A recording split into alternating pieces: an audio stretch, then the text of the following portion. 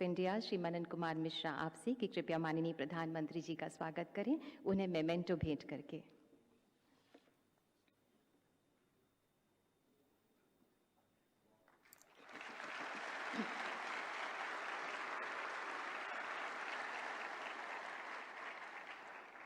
May I request Chairman Bar Council of India to present a memento to Honorable Chief Justice of India, Dr. D.Y. Chandrachud.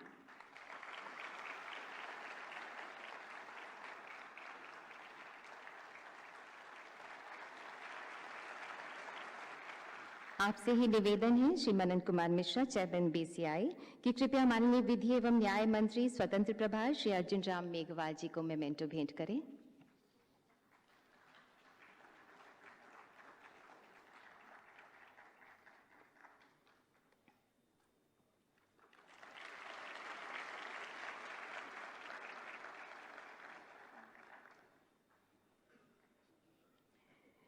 I now request Chairman Bar Council of India to welcome Mr. Alex Chalk, Lord Chancellor, UK, with a memento.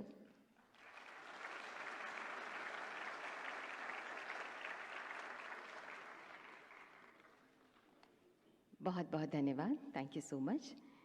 Bharat में वर्षों से judiciary और बार भारत की न्याय व्यवस्था के संरक्षक रहे हैं। हमारे जो विदेशी मेहमान यहां हैं, उनमें एक बात खास तौर पर बताना चाहता हूं। कुछ ही समय पहले भारत ने अपनी आजादी के 75 साल पूरे किए हैं और आजादी की इस लड़ाई में लीगल प्रोफेशनल्स की बहुत बड़ी भूमिका रही है।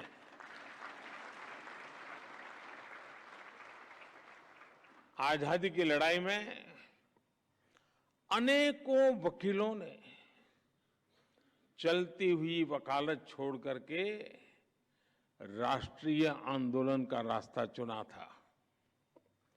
हमारे पूज्य राष्ट्रपिता महात्मा गांधी, हमारे संविधान के मुख्य शिल्पी बाबा साहब आंबेडकर, देश के पहले राष्ट्रपति डॉक्टर राजेंद्र प्रसाद, देश के पहले प्रधानमंत्री पंडित जवाहरलाल नेहरू, देश के पहले गृह मंत्री सरदार वल्लभ भाई पटेल, आजादी के समय देश को दिशा देने वाले लोकमान्य तिलक हो, वीर सावरकर हो, ऐसे अनेक महान व्यक्तित्व भी वकील ही थे।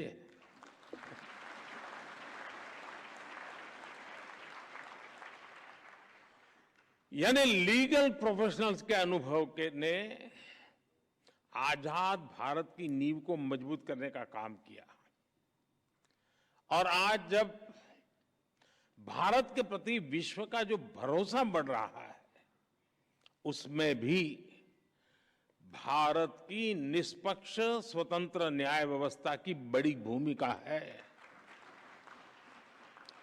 आज ये कॉन्फ्रेंस एक ऐसे समय हो रही है जब भारत कई ऐतिहासिक निर्णयों का साक्षी बना है।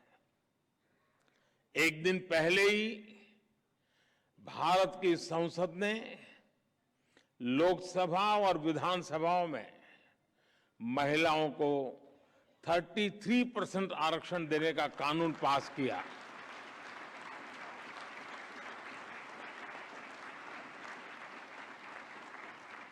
नारी शक्ति वंदन कानून भारत में विमेन लेड डेवलपमेंट की नई दिशा देगा, नई ऊर्जा देगा।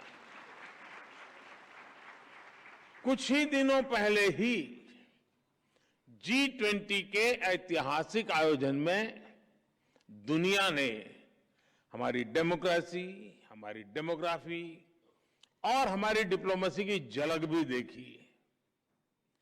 एक महीने पहले आज के ही दिन भारत चंद्रमा के साउथ पोल के समीप पहुंचने वाला दुनिया का पहला देश बन गया था।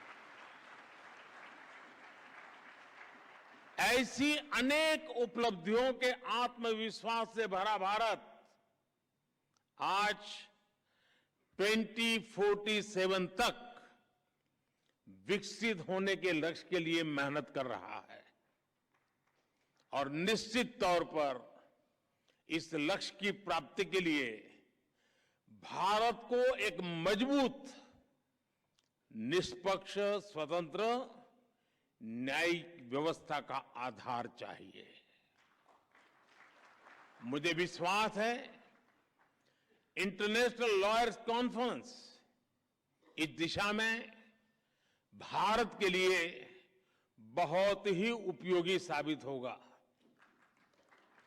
मैं आशा करता हूं कि इस कॉन्फ्रेंस के दौरान सभी देश एक दूसरे की बेस्ट प्रैक्टिसेस से काफी कुछ सीख सकेंगे।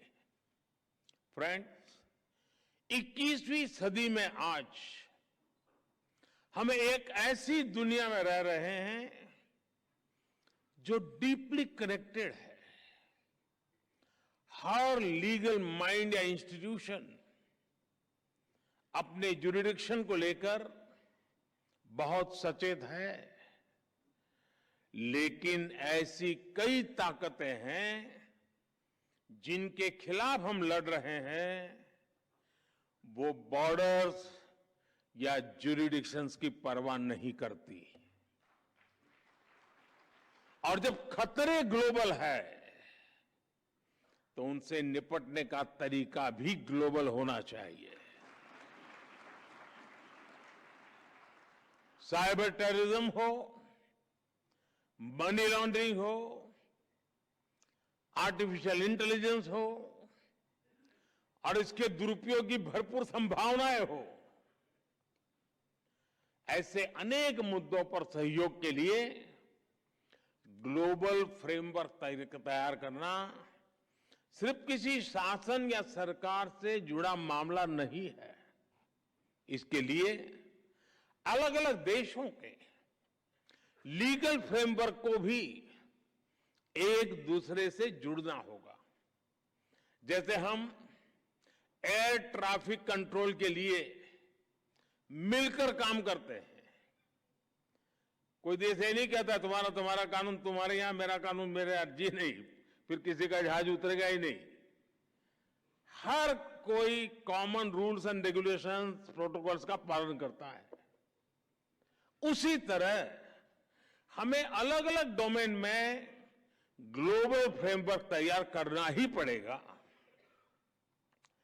इंटरनेशनल लॉयर्स कॉन्फ्रेंस इस दिशा में अवश्य मंथन करना चाहिए, दुनिया को नई दिशा देनी चाहिए।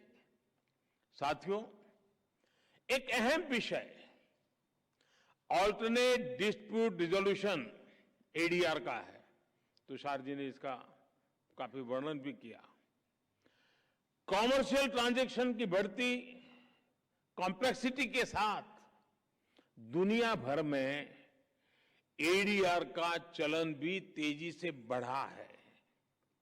मुझे बताया गया है इस कॉन्फ्रेंस में इस विषय पर भी विस्तार से बात होने वाली है। भारत में तो सदियों से पंचायत के जरिए विवादों के निपटारे की व्यवस्था रही है, हमारे संस्कार में रहा है। इस इनफॉर्मल व्यवस्था को एक व्यवस्थित रूप देने के लिए भी भारत सरकार ने मीडिएशन एक्ट बनाया है।